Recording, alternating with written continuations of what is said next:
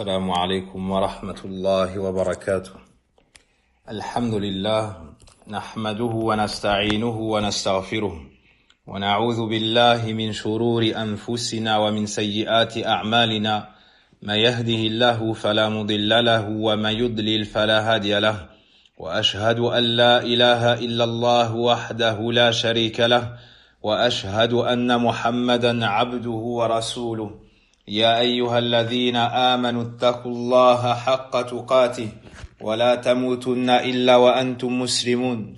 يا أيها الناس اتقوا ربكم الذي خلقكم من نفس واحدة وخلق منها زوجها وبث منهما رجالا كثيرا ونساء واتقوا الله الذي تساءلون به والأرحام إن الله كان عليكم رقيبا. يا أيها الذين آمنوا اتقوا الله وقولوا قولا سديدا يصلح لكم أعمالكم ويغفر لكم ذنوبكم ومن يطع الله ورسوله فقد فاز فوزا عظيما. أما بعد فإن أصدق الحديث كتاب الله جل وعلا وخير الهدي هدي محمد صلى الله عليه وسلم وشر الأمور محدثاتها وكل محدثة بدعة وكل بدعة ضلالة وكل ضلالة في النار.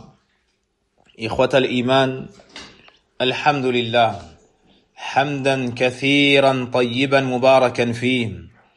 Chers frères en islam, toutes les louanges reviennent de droit à Allah, le Seigneur des mondes. On le loue et on le remercie pour ses nombreux bienfaits qui sont indénombrables. On ne peut les énumérer, on ne peut les restreindre et entièrement les mémoriser. Nous ne pouvons que louer Allah subhanahu wa ta'ala et lui demander pardon pour nos imperfections. Et les bienfaits d'Allah tabaraka wa ta'ala ne cessent de toucher et d'être déversés sur l'ensemble de ses serviteurs, si ce n'est qu'il a spécifié une partie de ses créatures par la foi, par l'islam, par la guidée. Et parmi les plus grands bienfaits, et le plus grand bienfait auquel Allah Azza wa Jal nous a guidés, c'est sa connaissance, la connaissance de l'islam, la connaissance de son prophète Mohammed sallallahu alayhi wa sallam, pour qu'on puisse l'adorer, pour qu'on puisse l'unifier, et cela d'un culte sincère. Et parmi les plus grands bienfaits d'Allah Azza wa Jal sur nous, le fait qu'il nous ait préparé, qu'il nous ait apprêté et légiféré des saisons dans lesquelles on redouble d'efforts dans son adoration, dans lesquelles il a mis beaucoup de bénédictions et beaucoup de bienfaits. Et la plus grande saison, c'est la saison du mois de Ramadan.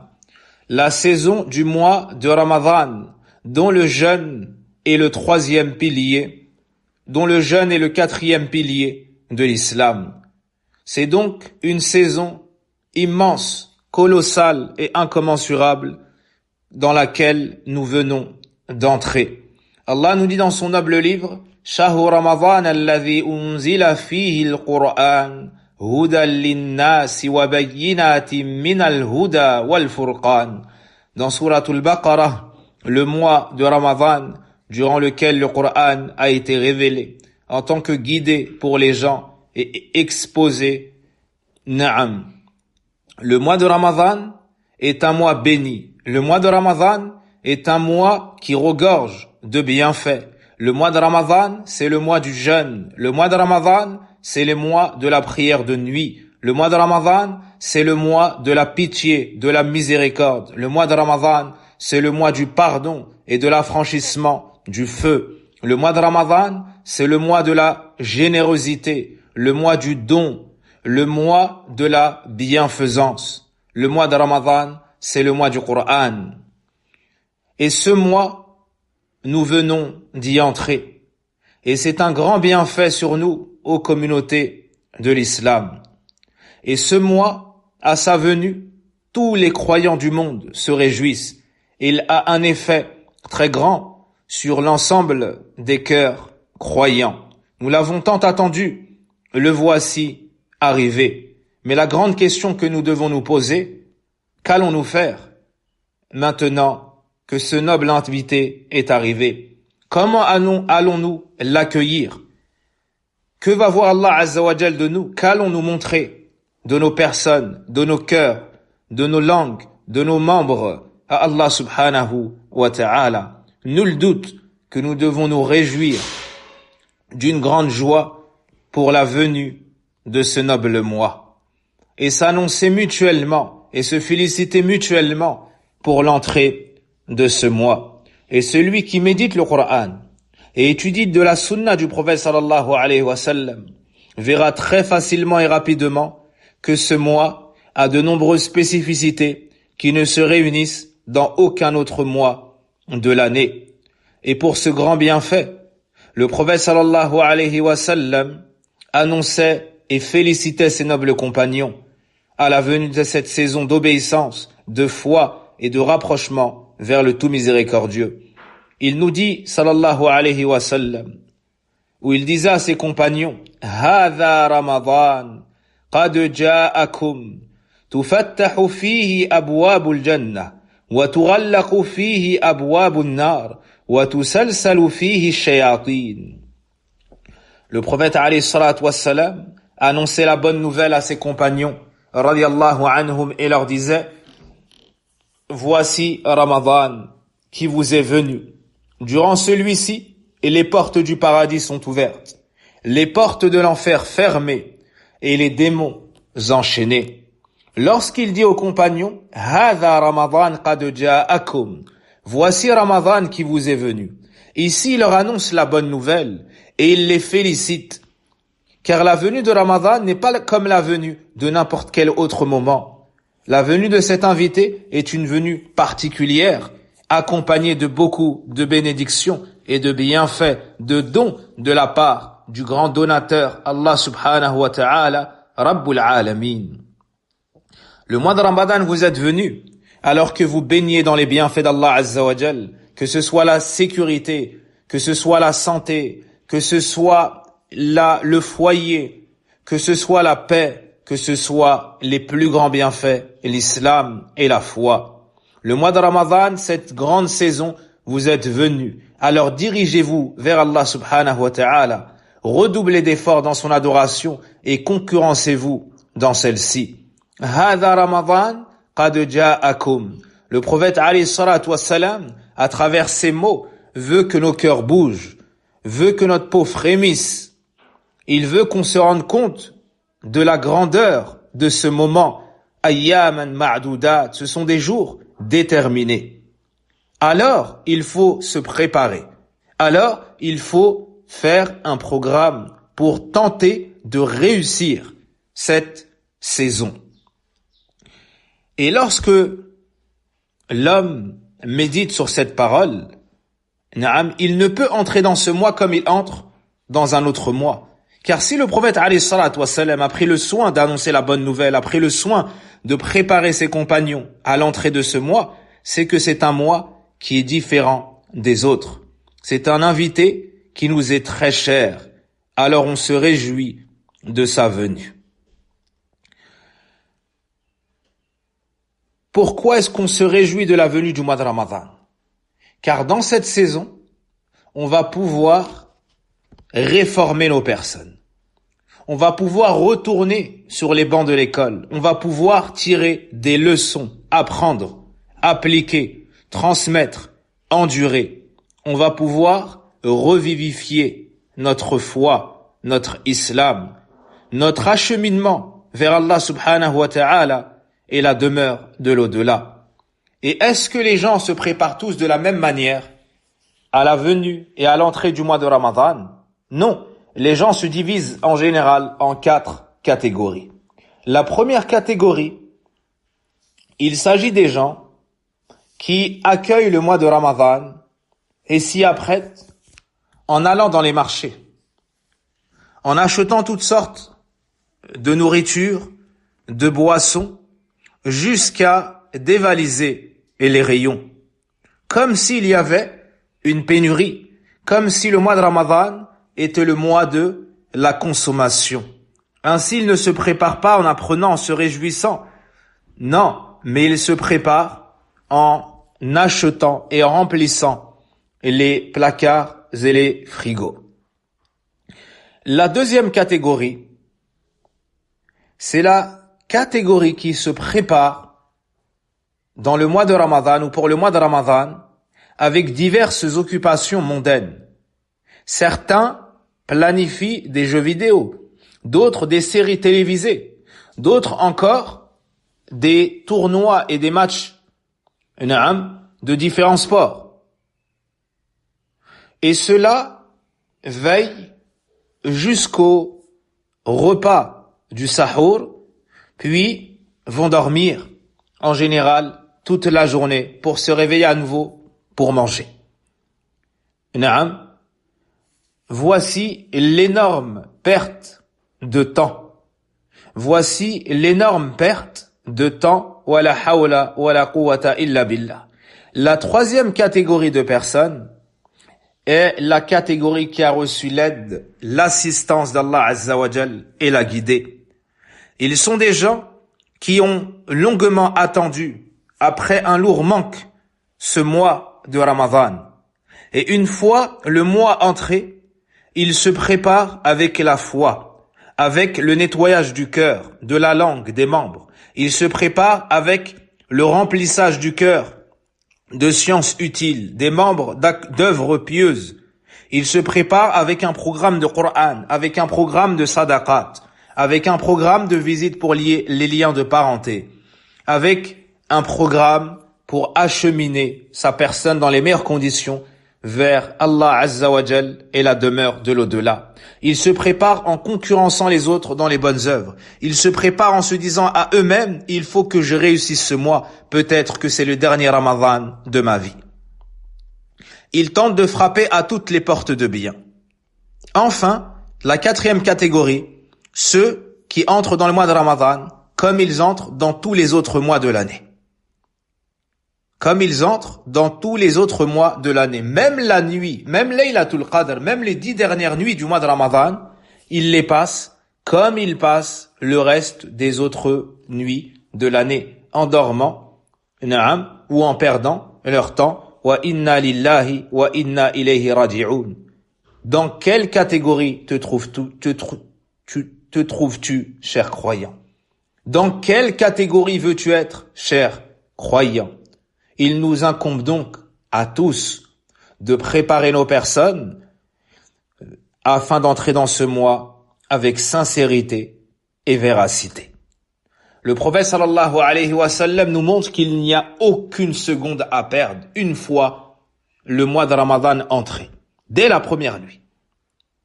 Il nous dit sallallahu alayhi wa sallam: إذا كان أول ليلة من شهر رمضان صفدت الشياطين ومردت الجن وغلقت أبواب النار فلم يفتح منها باب وفتحت أبواب الجنة فلم يغلق منها باب وينادي مناد يا باغي الخير أقبل ويا باغي الشر أقصر ولله عتقاء من النار وذلك كل ليلة.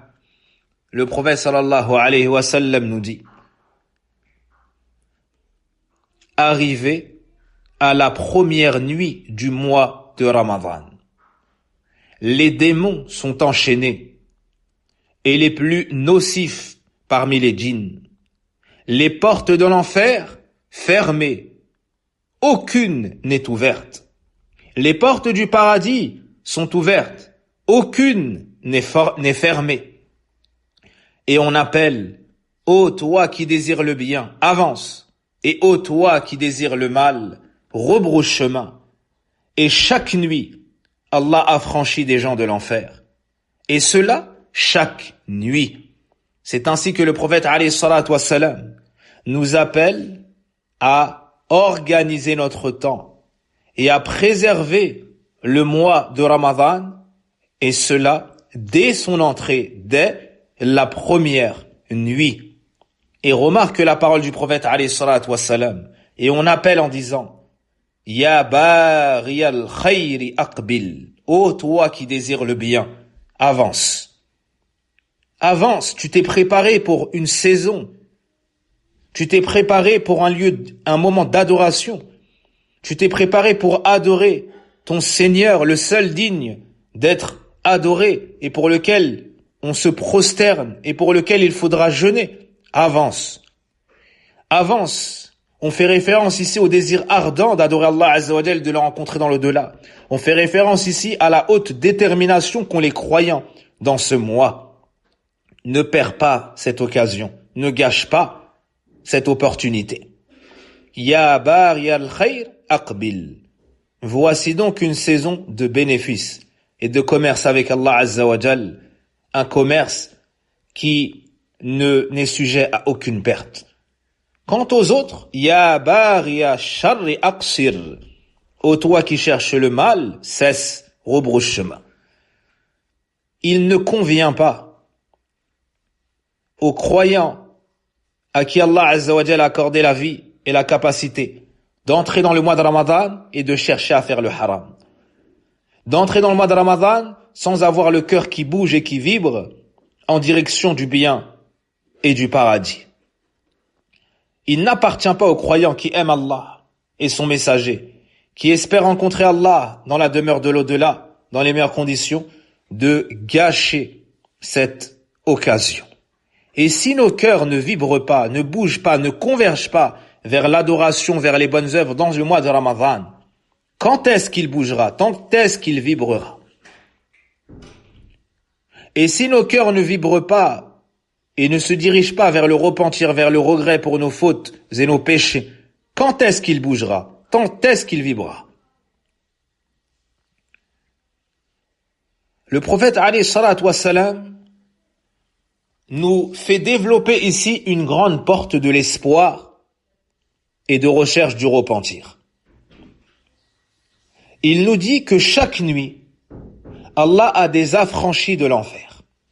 Et il précise « وَذَلِكَ كُلُّ لَيْلَةٍ » et ceci chaque nuit. Allah subhanahu wa ta'ala a apprêté un pardon qu'on ne peut imaginer, qu'on ne peut décrire. Cela pour les croyants dans le mois de Ramadan. Des gens qui se dirigent vers l'enfer à cause de leur état du cœur, à cause de leur langue, à cause de leurs membres, Allah subhanahu wa ta'ala les sauve de cette direction. Il les sort de ce chemin qui mène en enfer et il les guide, les sauve et les met sur le chemin du paradis. Le musulman, en entendant ce texte, espère les hauts degrés du paradis. Non pas parce qu'il le mérite, il connaît son état, il sait son niveau, mais parce qu'il a un espoir colossal en Allah subhanahu wa ta'ala. Et il sait que c'est le Ghafour ou le Ghaffar, il sait que c'est le Rahman ou le Rahim, il sait que c'est Al-Latif, il sait qu'Allah c'est le tout miséricordieux, le grand pardonneur, le très miséricordieux, le doux l'affectueux. Il sait que c'est Al-Shakur, il facilite à son serviteur la bonne œuvre, puis il l'accepte de lui, puis il lui décuple les récompenses et il lui accorde de ses bienfaisances. Allah subhanahu wa ta'ala sauve chaque nuit des gens de l'enfer. Allons-nous en faire partie? Allons-nous œuvrer dès maintenant pour en faire partie? Ici, on te ferme la porte du désespoir et on t'ouvre la porte de l'espoir.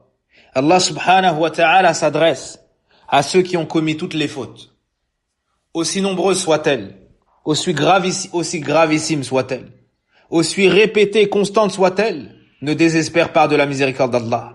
Allah tabaraka wa ta'ala s'adresse à nous les pécheurs, et nous dit قُلْ يَا عِبَادِيَ الَّذِينَ أَسْرَفُوا عَلَى أَنفُسِهِمْ لَا تَقْنَطُوا مِنْ رَحْمَةِ اللَّهِ إِنَّ اللَّهَ يَغْفِرُ الذُّنُوبَ جَمِيعًا إِنَّهُ هُوَ الْغَفُورُ الرَّحِيمُ وَأَنِيبُوا إِلَى رَبِّكُمْ وَأَسْلِمُوا لَهُ. Dis, ô vous mes serviteurs, qui avez commis des excès à votre propre détriment, ne désespérez pas de la miséricorde d'Allah. Certes, Allah pardonne tous les péchés. C'est lui, le grand pardonneur, le très miséricordieux. Et revenez à Allah avec empressement. Et soumettez-vous à lui. Et soumettez-vous à lui. Voyez-vous dans ce bas monde, lorsqu'il y a des concours avec récompense. Lorsque dans tel endroit, on promet que celui qui réussit à telle ou telle chose obtiendra, par exemple, il gagnera une voiture, ou il gagnera 1000 euros, ou il gagnera un voyage. Que se passe-t-il? Ces endroits deviennent bondés de personnes. Les gens convergent et affluent en masse. Tous espèrent obtenir espèrent obtenir cette récompense. Espèrent obtenir gain. Mais où sont ceux qui affluent et qui convergent lorsqu'Allah Azza wa Jal promet la récompense et lui ne manque jamais à sa promesse? Et là, ça n'est pas une seule personne qui remportera le titre ou le gain, mais tous ceux qui le souhaitent peuvent entrer sous cette miséricorde, sous cette douceur, sous ce pardon, sous cet affranchissement du feu de l'enfer. Et certes, fait partie des plus grandes pertes et des plus grandes faillites que d'être privé de la récompense et de la réussite dans le mois de Ramadan, et de ne pas se voir pardonner ses fautes et ses péchés, et de repartir le dos alourdi, la clavicule, l'épaule alourdie par les fautes et les péchés. Rater cette occasion de sortir lavé de ses péchés fait sans aucun doute partie des plus grandes pertes pour le serviteur. Le mois de Ramadan est un mois de retour vers Allah, un mois de demande de pardon, un mois de repentir, un mois de rabaissement face au dominateur suprême. C'est le mois de Ramadan, le mois où on sauve les gens de l'enfer. Le prophète alayhi salatu wassalam nous dit: Atani Jibril alayhi salam faqala ya Muhammad من أدرك أحد والديه فمات فدخل النار فأبعده الله قل آمين فقلت آمين قال يا محمد من أدرك شهر رمضان فمات فلم يغفر له فأدخل النار فأبعده الله فقل آمين فقلت آمين قال ومن ذكرت عنده فلم يصلي عليه فمات فدخل النار فأبعده الله قل آمين فقلت آمين. L'imam al-Tabarani rahimahullah ta'ala nous dit, Abu Hurayrata radiyallahu anhu dit, le messager d'Allah sallallahu alayhi wa sallam a dit, Jibril alayhi salam est venu et a dit: ô Mohammed, quiconque atteint ses deux parents, man adraka hada waliday, quiconque atteint l'un de ses deux parents, puis meurt et entre en enfer, Allah l'a certes éloigné, ou qu'Allah l'éloigne, dit qu'il en soit assis, dit Amin. Le prophète sallallahu alayhi wa sallam a dit Amin à cette dua.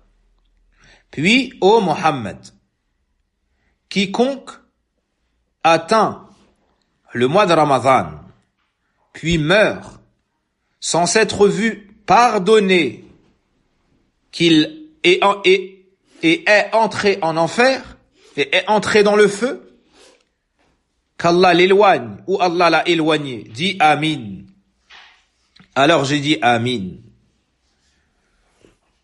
Puis Jibril alayhi salam lui a dit, puis il a dit, celui auprès duquel je suis mentionné et qui ne prie pas sur moi, c'est-à-dire il ne dit pas sallallahu alayhi wa sallam ou alayhi salatu wa salam, puis meurt et ne se voit pas pardonner qu'il entre en enfer, ou bien entrera en enfer qu'Allah l'éloigne, ou Allah l'a vraiment éloigné, dit Amin. J'ai donc dit Amin. Dans ce hadith, on voit que celui qui atteint le mois de Ramadan, Allah Azza wa Jal lui a préparé une énorme cause pour qu'il soit sauvé de l'enfer. Pour qu'il soit sauvé de l'enfer. S'il atteint le mois de Ramadan, et il ne fait pas les causes pour réussir ce mois dans le jeûne, la prière, le dua, la demande de pardon et autres, la bienfaisance, puis rentre en enfer, rate le jeûne du mois de Ramadan, rate le mois de Ramadan, Allah Azza wa Jal l'éloigne. Dans un autre hadith qui montre la grande faillite que subit, la grande perte que subit celui qui ne réussit pas le mois de Ramadan en se voyant pardonner, c'est le hadith rapporté par At-Tirmidhi et autres d'Abi Hurayra, dans lequel le prophète sallallahu alayhi wa sallam a dit: رغم أنف رجل ذكرت عنده فلم يصلي علي ورغم أنف رجل دخل عليه رمضان ثم انسلخ قبل أن يغفر له ورغم أنف رجل أدرك عنده أبواه الكبر فلم يدخلاه الجنة. Le prophète alayhi salatu wa salam nous dit que le nez de l'homme qui a atteint, ou plutôt que le nez de l'homme auprès de qui je suis mentionné, et ne prie pas sur moi, soit mis dans la poussière. Que le nez de l'homme qui atteint le mois de Ramadan, puis en sort sans s'être vu pardonné, soit mis dans la poussière. Et que le nez de l'homme qui a atteint a atteint ses parents à un âge avancé et ne s'est pas vu accéder au paradis, soit mis dans la poussière. Toutes ces causes-là sont des causes pour être pardonné et entrer au paradis. Si malgré ça, on n'entre pas au paradis, si malgré ça, on ne réussit pas, on mérite la perte et la faillite. Wal-'iyadhu billah. Ce mois, le mois de Ramadan, c'est le mois de l'endurance. Le prophète sallallahu alayhi wa sallam nous dit: صوم الشهر الصبر وثلاثة أيام من كل شهر صوم الدهر. Le jeûne du mois de l'endurance et le jeûne de 3 jours par mois équivaut à un jeûne continu. Le mois de l'endurance ici, c'est-à-dire le mois de Ramadan. Et dans un autre hadith, le prophète alayhi salatu wa salam appelle à nouveau le mois de Ramadan le mois de l'endurance. صوم شهر الصبر وثلاثة أيام من كل شهر يذهبن وحر الصدر. Le jeûne du mois de l'endurance et de 3 jours, c'est-à-dire par mois, de 3 jours par mois, dissipe les mauvaises choses que l'on trouve dans la poitrine. C'est ainsi que le prophète alayhi salatu wa salam a qualifié le mois de Ramadan dans ces 2 hadiths par le mois de l'endurance. Et l'endurance doit avoir lieu dans 3 domaines. Qu'est-ce que l'endurance et comment se manifeste-t-elle? L'endurance, c'est le fait d'emprisonner sa personne face à la révolte devant le décret d'Allah Azza wa Jal et sa langue face à la plainte à autre qu'Allah Azza wa Jal et ses membres face aux actes qui déplaisent à Allah Tabaraka wa Ta'ala. L'endurance, c'est donc se contenir lors de l'épreuve, en faisant ce qu'Allah agrée et en délaissant ce qu'il n'aime pas. Et l'endurance est une adoration obligatoire. Wasbir, Allah a ordonné cela dans le Coran, et endure. Et cette endurance doit se manifester dans 3 domaines. Premièrement, ala ta'atillah, fi ta'atillah, dans l'obéissance à Allah. C'est-à-dire rester constant. Là où Allah veut nous voir, il nous voit. La préservation des prières obligatoires, du tawhid, des prières obligatoires, sortir la zakat, jeûner, accomplir le pèlerinage, la umrah, la bienfaisance envers les parents, le bon voisinage, et ainsi de suite. Deuxièmement, l'endurance face à la désobéissance d'Allah, c'est-à-dire se contenir pour ne pas transgresser. Troisièmement, l'endurance afin lors du décret d'Allah Azza wa Jal, en supportant et en ne se révoltant pas, en ne se plaignant pas. Et ces 3 domaines d'endurance sont réunis dans le mois de Ramadan. En effet, le serviteur jeûne le jour, prie la nuit, fait acte de bienfaisance, il lit le Coran, il donne des aumônes, et ainsi de suite. Et ça, c'est l'endurance dans l'obéissance d'Allah. Mais également, il endure face à la désobéissance d'Allah. Il préserve son jeûne. Si une personne tente de le nuire, de le provoquer et autres, il dit « Nimrun sa'im », je suis une personne qui jeûne. Naam. Le prophète alayhi salatu wa salam nous dit « Man lam yada' qawla az-zur wal 'amala bih, falaysa lillahi hajatun an yada'a ta'amahu wa sharabahu wa shahwatahu » Le prophète alayhi salatu wa salam nous dit « Celui qui ne délaisse pas les mauvaises paroles et le mensonge, et les mauvaises œuvres, Allah n'a que faire de son jeûne. » Allah n'a que faire de son jeûne, qu'il délaisse la nourriture, la boisson et son désir. Donc le jeûne est là pour qu'on délaisse le mal, pour qu'on devienne pieux. C'est donc l'endurance face à la désobéissance d'Allah. Aussi, il y a une endurance face au décret d'Allah Azza wa Jal qui ne peut nous être amère. Car la personne ne peut pas manger comme elle le veut, elle ne peut pas boire comme elle le veut, elle ne peut pas approcher son épouse comme elle le veut, et ainsi de suite. Naam, il supporte, il a soif, il a faim. Naam. Certains ont des habitudes qu'ils délaissent. Donc tout cela est difficile à supporter. Et ces trois catégories d'endurance se réunissent dans le mois de Ramadan pour le jeûneur.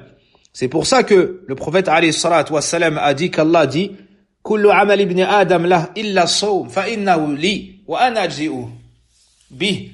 Allah Azza wa Jal dit tout acte accompli par le fils de Adam est pour lui. Sauf le jeûne, il est pour moi. Et c'est moi qui le rétribuerai pour cela. C'est-à-dire que, comme c'est vu dans d'autres versions, toute action est pour le fils de Adam, une récompense sera multipliée par 10. Mais le jeûne, c'est à Allah. Le jour de la résurrection, s'il y a des différends avec les gens, ils ne pourront pas prendre de ton jeûne. Deuxièmement, la récompense, c'est pas une récompense multipliée par 10, jusqu'à 700 fois. Non, c'est une récompense sans compter. Car Allah dit dans le Coran, dans Surat Az-Zumar, Innama yuwaffa as-sabiruna ajrahum bighayri hisab. Certes, nous rétribuerons les endurants d'une récompense sans compter. Sans compter. Allah Azza wa Jalla a annexé le jeûne à lui-même, subhanahu wa ta'ala, pour montrer sa noblesse, sa grandeur, et le fait qu'on ne peut pas le prendre au fils de Adam, il appartient à Allah tabaraka wa ta'ala. Aussi, le serviteur sort du mois de Ramadan avec une éducation, avec l'endurance, car durant ce mois, il a été éprouvé, on a testé sa personne, il s'est éduqué à devenir endurant. Une fois le mois de Ramadan fini, une fois qu'il peut retourner à ses plaisirs, ses désirs, il reste sur l'endurance. Il ne prend que le halal. S'il a été éduqué dans le mois de Ramadan à délaisser le halal, pensez-vous qu'après le mois de Ramadan, il va toucher autre chose que le halal? Dans le Ramadan, il touchait pas le haram, il délaissait même ce qui lui était halal à la base, comme la nourriture, la boisson et son épouse. Comment se comportera-t-il après Ramadan? À plus forte raison, il sera fort pour délaisser le haram. Donc le mois de Ramadan, c'est une école de vie, c'est une éducation, c'est une formation. C'est une formation. Et que de bienfaits nous touchent dans le mois de Ramadan. Celui qui a eu l'habitude de s'armer de patience dans le mois de Ramadan, ça ne sera que plus facile pour lui après le mois de Ramadan. Dans le mois de Ramadan, nous sommes dans un mois béni. Du début à la fin, ce mois est béni. Le prophète alayhi salatu wa salam nous dit Ataakum Ramadan shahrun mubarak. Le mois de Ramadan vous est venu. C'est un mois béni. Faradallahu azza wa jal alaykum siyamah. Allah vous a rendu obligatoire son jeûne.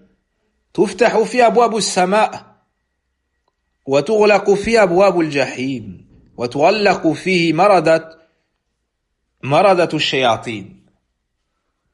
Le prophète alayhi salatu wa salam nous dit, vous est venu Ramadan, un mois béni. On vous a rendu obligatoire son jeûne.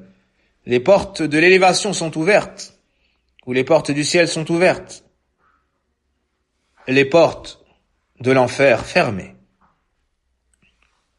Ou dans ce mois, on ferme les portes de l'enfer. et on enchaîne les démons les plus nocifs. La bénédiction de ce mois est observée à chaque instant. Chaque heure, chaque seconde de ce mois est une seconde, un moment, une heure bénie. Il t'appartient donc de savoir quelle part tu souhaites prendre de cette bénédiction. Et parmi la bénédiction de ce mois, c'est que toutes les portes du paradis sont ouvertes, il y en a 8. Et que toutes les portes de l'enfer sont fermées, il y en a 7. Et que les démons les plus nocifs sont enchaînés.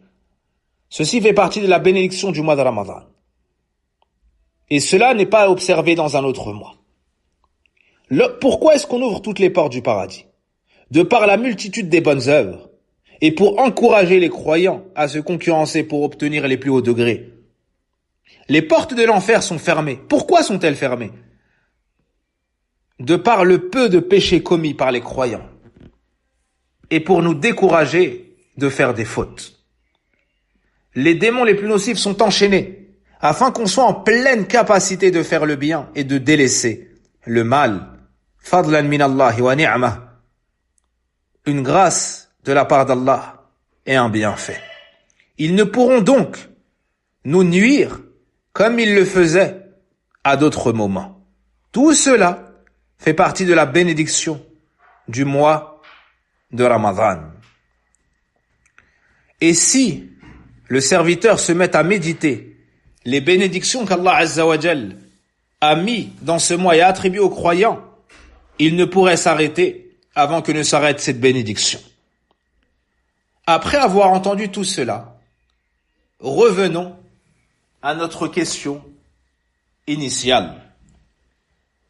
Revenons à notre question initiale. Comment allons-nous nous comporter dans le mois de Ramadan? Comment allons-nous nous comporter à la venue de ce mois de Ramadan? Retenez ces points principaux. Premièrement, on rentre dans le mois de Ramadan, on accueille le mois de Ramadan avec la plus haute joie. On accueille le mois de Ramadan en se réjouissant d'être en vie dans ce mois béni. On se réjouit d'avoir encore l'occasion de nous laver de nos péchés, d'entrer au paradis, d'obtenir l'affranchissement de l'enfer de la part d'Allah Azza wa Jal. Autres que nous, Ikhwat al-Iman, n'ont pas eu cette occasion. Certains se sont préparés pour le mois de Ramadan. Ils ont fait un programme.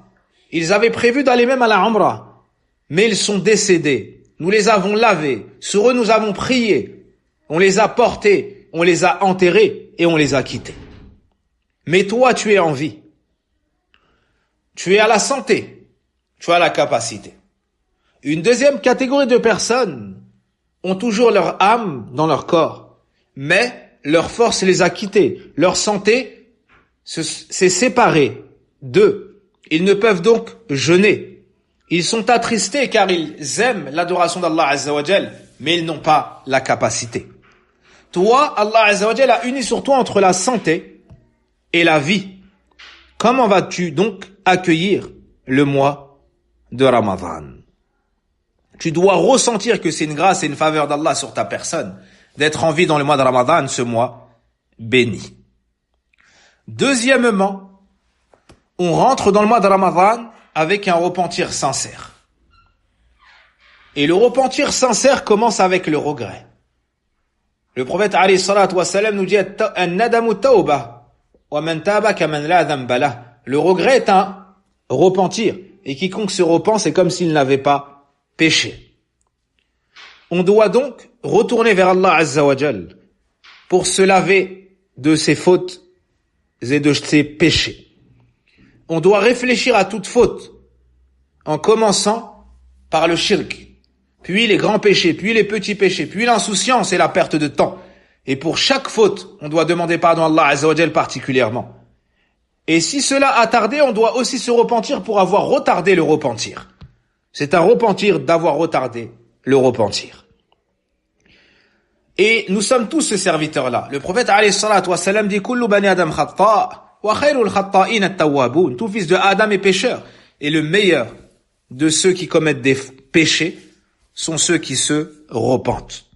Donc, inéluctablement, le fils de Adam tombe dans la faute. C'est inhérent à sa personne. Cependant, on doit savoir qu'on a un Seigneur qui est pardonneur et miséricordieux, qui aime et accueille le repentir de son serviteur. Mais pour qu'il soit accepté, il y a des conditions. Allah, parmi ses noms, a At-Tawwab, El-Ghafour, El-Ghaffar. C'est le grand accueillant au repentir. C'est lui qui guide au repentir, puis c'est lui qui l'accepte et le valide. Pour qu'il en soit ainsi, chers croyants, il y a des conditions. La première, c'est que le repentir, il doit être sincèrement fait pour Allah. La deuxième, c'est cesser le péché. La troisième, c'est le regretter. La quatrième, c'est avoir la ferme intention de ne plus recommencer. Enfin, si ce péché entre toi et une créature, tu dois restituer son droit. Tu dois restituer son droit et laver ce qu'il y a entre vous. Pour finir, ce repentir doit avoir lieu au moment où Allah l'accepte encore, c'est-à-dire avant l'agonie, pour chaque personne individuellement parlant, et avant que le soleil ne se lève de son couchant. Ceci est plus général. Et c'est ce qu'on appelle at-tawbatun nasuh. Ya ayyuhalladhina amanu tubu ila Allahi tawbatan nasuha. Ô vous qui avez cru, repentez-vous à Allah d'un repentir sincère. Les compagnons disent qu'ils étaient dans l'assise avec le prophète alayhi salatu wassalam et qu'il lui comptait plus de 70 fois dans une seule et même assise ses demandes de pardon à Allah azza wa jal. Alors qu'il est, qui vous savez, celui auquel on a pardonné les fautes passées et futures. Celui auquel on a pardonné les fautes passées et futures. Donc ne te dis pas c'est trop tard pour moi, ou n'écoute pas ceux qui disent ah lui c'est fini pour lui, il ne reviendra jamais. Non, souviens-toi que tu as un Seigneur qui aime le repentir, qui pardonne à ses serviteurs. Tu as un Seigneur qui préfère pardonner que punir et saisir. Tu as un Seigneur dont la miséricorde a devancé la colère. Tu n'as qu'à te rappeler tes jours heureux, tu n'as qu'à imaginer des jours meilleurs. Et tout cela est à ta portée. Et avec cela, tu obtiendras le bonheur. Reviens à Allah Azza wa Jal. Reviens à Allah Azza wa Jal. Cesse. Et quelle meilleure occasion que le mois de Ramadan pour ce faire. Wastaghfirullah. Voici l'ordre d'Allah Azza wa Jal. Et demandez pardon à Allah. C'est la meilleure occasion qui se présente et s'offre à nous. Le repentir. Et plus le repentir sera fort et complet, plus ton cœur sera léger pour profiter du mois de Ramadan dans son entièreté. Troisièmement, tu dois accueillir le mois de Ramadan avec le jeûne. Allah dit dans le Coran, فَمَنْ شَهِدَ مِنْكُمُ الشَّهْرَ فَلْيَصُمْهُ. Allah nous dit dans le Coran, sur la traduction des sens de ce verset, quiconque témoigne de l'entrée de ce mois, qu'il le jeûne. Et c'est l'adoration principale du mois, le jeûne. Le prophète alayhi salatu wa salam dit, Soumu li ru'yati wa aftiru li ru'yati. Jeûnez à sa vision et rompez à sa vision, c'est-à-dire la nouvelle lune. Allah nous dit ayyuhalladhina amanu kutiba alaykumus siyamu kama kutiba ala alladhina min qablikum la'allakum tattaqun ayyaman ma'dudat. Ô vous qui avez cru, le jeûne vous a été prescrit comme il a été prescrit aux générations passées. Ainsi atteindrez-vous la piété. Ainsi atteindrez-vous la piété. Cinquièmement, ou plutôt, on a mentionné la joie. On a mentionné le repentir, on a mentionné le jeûne.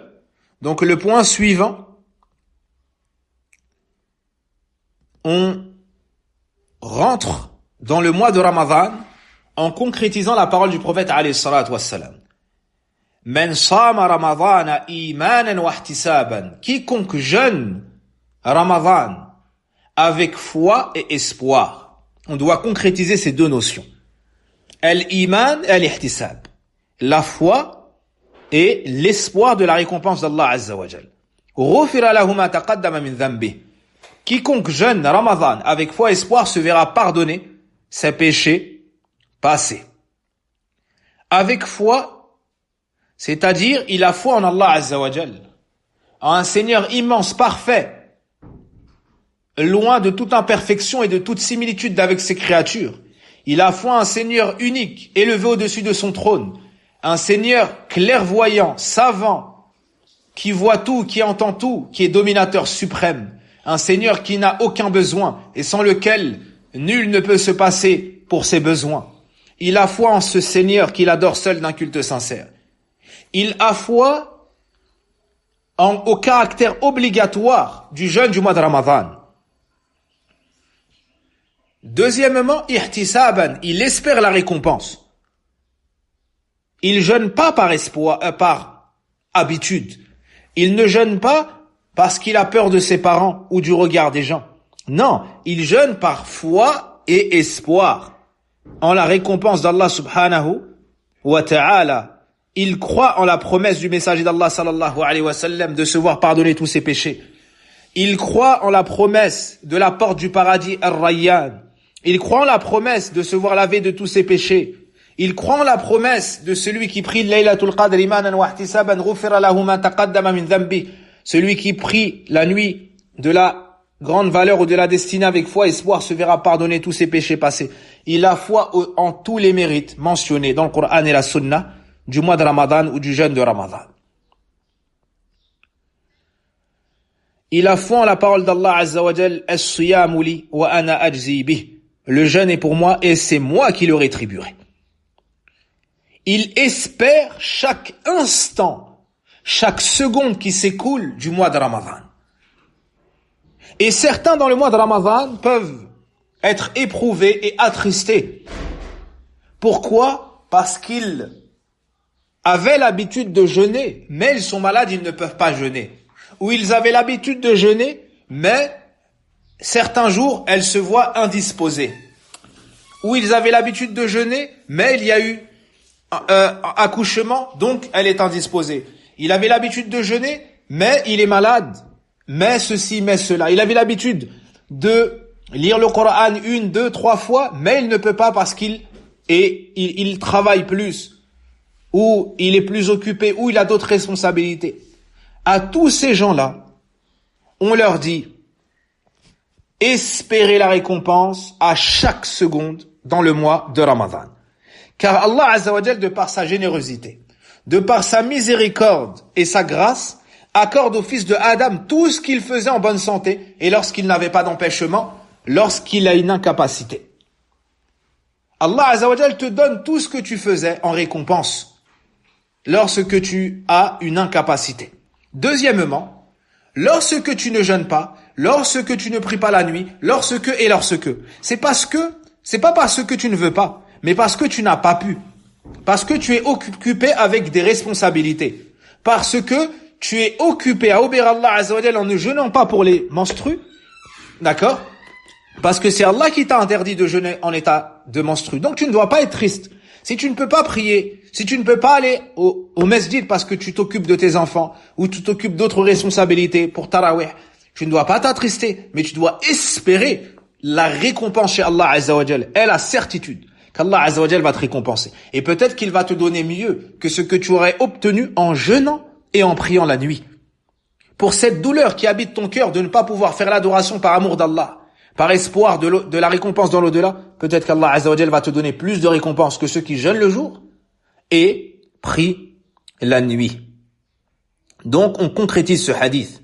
Imanan wa ihtisaban, la foi et l'espoir de la récompense.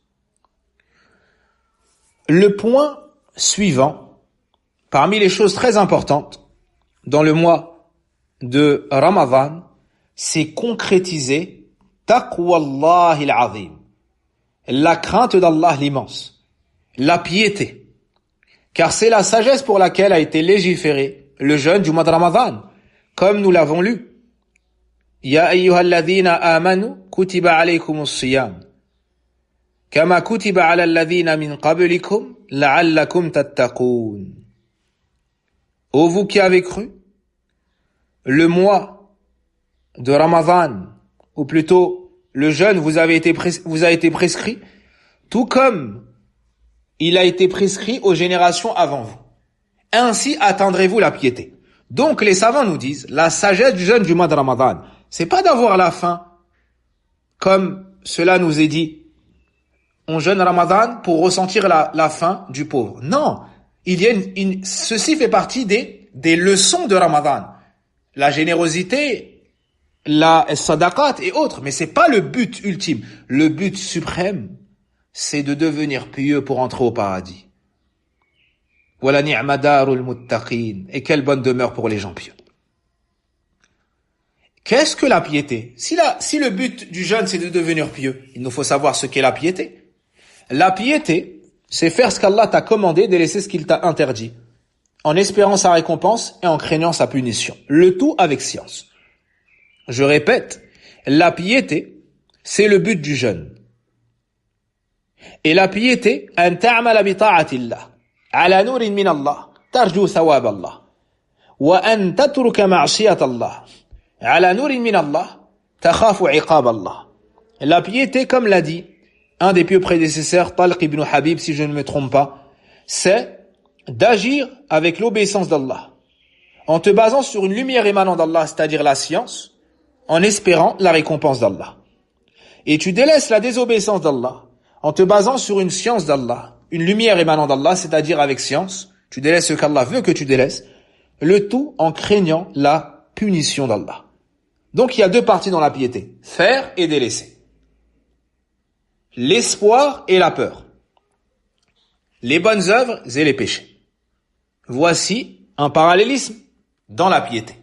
Tu fais le bien avec science, tu espères la récompense. Tu délaisses le mal avec science, tu crains la punition. Et cela est le but pour lequel on nous a légiféré le jeûne du mois de Ramadan. Et si tu médites l'état des gens dans le mois de Ramadan, c'est cela que tu observeras. Dans le mois de Ramadan, il préserve son jeûne. Il a l'occasion de faire le péché, mais il dit, ah non, je jeûne. Ah non, Allah me voit. Ah non, je vais perdre la récompense. C'est ça la piété. C'est d'être vu par personne. Tu as l'occasion de manger, mais tu ne manges pas. Pourquoi? Parce que tu es devenu pieux. Le péché te tend la main. Tu le délaisses, tu dis, je jeûne, je ne veux pas souiller mon jeûne. Naam. Le jeûne, il y a une grande récompense. Tu veux cette récompense, c'est ça la piété. Si tu perds ton jeûne, il y a une grande menace, une grande punition, tu as peur d'être touché par cela, alors tu abandonnes. C'est ça la piété. Tu deviens pieux pendant le mois de Ramadan et c'est ça le but. Le mois de Ramadan, c'est l'école de la piété. C'est l'école de Sabr, c'est aussi l'école de la piété. Tu fais ce qui t'est légiféré obligatoire. Tu délaisses ce qui t'est interdit. Naam, ce qui t'est interdit. Et dans la piété rédhibitoire. Et tu n'attends pas d'arriver dans les 10 dernières nuits de Ramadan pour te réformer, pour te corriger, pour prier. Non. Mais c'est une éducation de vie, si ce n'est que dans le mois de Ramadan, c'est la meilleure occasion pour parfaire cela, pour s'améliorer, pour se réformer. Et si, dans le mois de Ramadan, tu réussis cette épreuve, il est à espérer qu'après le mois de Ramadan, on réussisse également. Plus tu seras sincère dans le mois de Ramadan, pour les adorations, plus tu réussiras à obtenir une constance. Pas le même niveau, ça ne t'est pas demandé, mais une constance après le mois de Ramadan. Car la bonne œuvre appelle une seconde. La seconde appelle une troisième, jusqu'à ce que ça devienne, pour toi, une bonne habitude. Wala hawla wala quwwata illa billah. Et si certes le jeûne, par le délaissement de la nourriture, la boisson, les rapports avec l'épouse et autres qu'on appelle mufattirat, sont légiférés pour la journée du mois de Ramadan, sachez qu'il y a un autre type de jeûne qui lui est légiféré toute la vie du croyant. As-siyam dans la langue arabe, ça signifie at-tark, le délaissement, l'abstinence. Naam, l'abstinence et le délaissement. Le fait de s'abstenir de faire une chose. Et il y a un jeûne qui est pour le mois et il y a un jeûne qui est pour la vie. Le jeûne qui est pour la vie, c'est le délaissement des péchés. C'est le délaissement de tout ce qui met en colère Allah Azza wa Jal, Al-Aziz ou Al-Jabbar. Cela amène ceci. Ceci amène cela. Tu t'entraînes dans le jeûne d'un mois pour pouvoir faire un jeûne d'une vie, c'est-à-dire délaisser les péchés. Délaisser les péchés. Et rappelle-toi la parole des pieux prédécesseurs. Avant ça, la parole d'Allah Azza wa Jal, fastaqim kama umirt. Observe la droiture comme cela t'a été commandé. La constance. Ya ayyuhalladhina amanu taqullaha haqqa tuqatih wa la tamutunna illa wa antum muslimun. Wa'tasimu bihablillahi jami'an wa la tafarraqu. Ô vous qui avez cru, craignez Allah et veillez à ne mourir qu'en pleine soumission. Et cramponnez-vous tous à l'anse d'Allah et ne vous divisez pas. Donc on nous ordonne ici la constance et la régularité sur l'islam jusqu'à ce que la mort nous atteigne. Et les pieux prédécesseurs disaient au sujet de ceux qui sont pieux dans le mois de Ramadan, et une fois le mois de Ramadan fini, ils retournent à leur péché. Bi'sal qawm la ya'rifuna Allah illa fi Ramadan. Quelle mauvaise personne. Quelle mauvaise personne. Ils ne connaissent Allah que dans le mois de Ramadan. Donc on demande à Allah subhanahu wa ta'ala l'aide et l'assistance afin de devenir réellement des serviteurs pieux. Le mois de Ramadan, c'est donc un excellent moment pour prendre nos provisions pour l'au-delà. Et Allah Azza wa Jal nous dit dans le Coran, وَتَزَوَّدُوا فَإِنَّ خَيْرَ الزَّادِ التَّقْوَى وَاتَّقُونِ يَا أُولِي الْأَلْبَابِ. Et prenez vos provisions. Et certes, la meilleure provision est la piété. Et craignez-moi, ô vous, les gens doués d'intelligence. Et rappelons-nous la parole d'Allah Azza wa Jal, après celle-ci dans le Baqarah, celle-là dans le Hujurat. Inna akramakum indallahi atqakum. Certes, le plus noble d'entre vous, chez Allah, est le plus pieux. Est le plus pieux. Donc voici une excellente occasion de prendre nos provisions pour le voyage vers Allah Azza wa Jal et la demeure de l'au-delà. Et la demeure de l'au-delà. Tirons profit de cette école qu'est le mois de Ramadan. Le prochain point, c'est Al-Qur'an al-Azim. La lecture, la méditation et la recherche de l'application de la parole d'Allah, le noble Qur'an. Allah nous dit Shahr Ramadan alladhi unzila fihi al-Qur'an hudan lin-nasi wa bayyinat min al-huda wal-furqan. Le mois de Ramadan durant lequel le Qur'an a été révélé. Donc, on doit donner beaucoup d'importance au Qur'an dans le mois de Ramadan. Si certes le croyant donne de l'importance dans sa vie au Qur'an, dans le mois de Ramadan, plus particulièrement. Et Jibril alayhi salam venait au prophète alayhi salatu wa salam et lui enseignait le Qur'an. Chaque année une fois. Et 2 fois l'année où il est décédé. Donc le mois de Ramadan, c'est le mois de la lecture du Qur'an, le mois de sa méditation. Allah Azza wa Jalla dans le Qur'an dit فَلَا يَتَدَبَّرُونَ الْقُرْآنَ مَعَلَى قُلُوبٍ أَقْفَالُهَا أَمْ لَمْ يَدَّبَّرُوا الْقَوْلِ.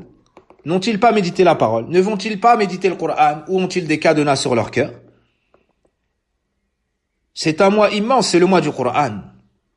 Et les pieux prédécesseurs, à la venue du mois de Ramadan, disaient إِنَّمَا هُوَ شَهْرُ الْقُرْآنِ وَإِطْعَامُ الطَّعَامِ. Ça n'est que le mois du Qur'an et le mois dans lequel on nourrit des pauvres ou des gens. Naam. Et on a commencé le jeûne du mois de Ramadan et il se commence par la vision de l'un de 2 signes.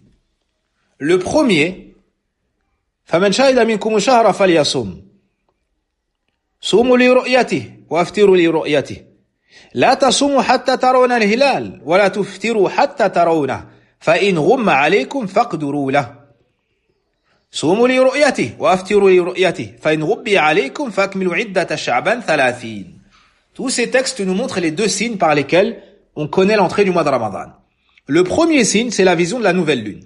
Un mois, sachez, ikhwat al-iman, qu'il se compose soit un mois lunaire, soit de 30 jours, soit de 29 jours.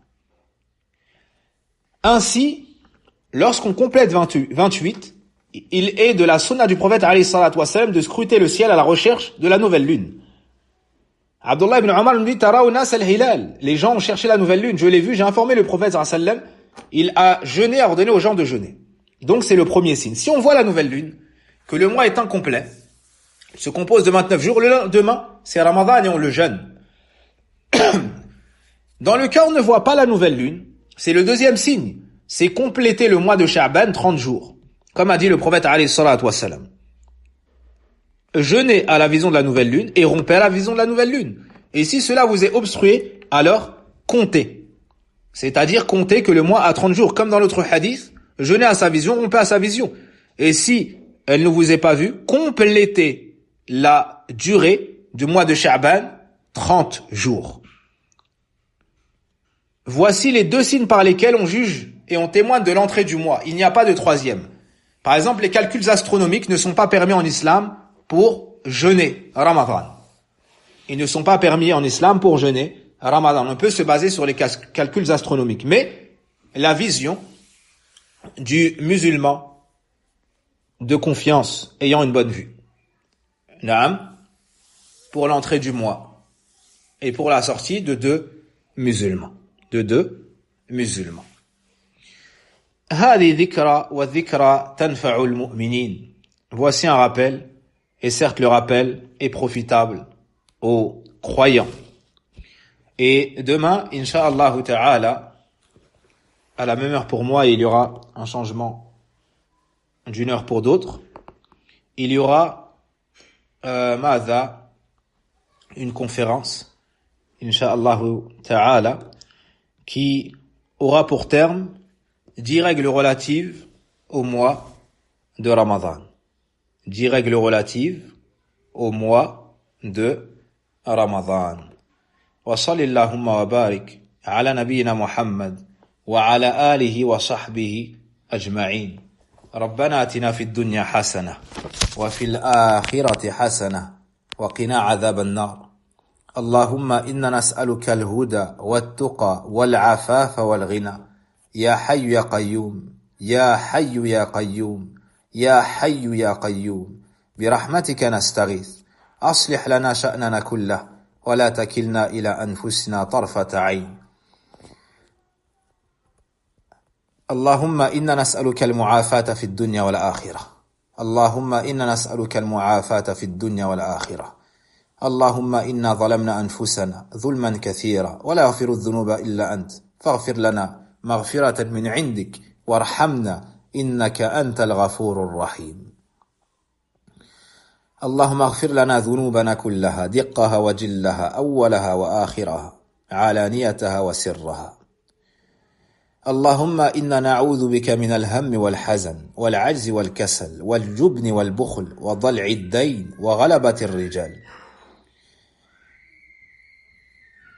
سبحانك اللهم وبحمدك أشهد أن لا إله إلا أنت أستغفرك وأتوب إليك والحمد لله رب العالمين.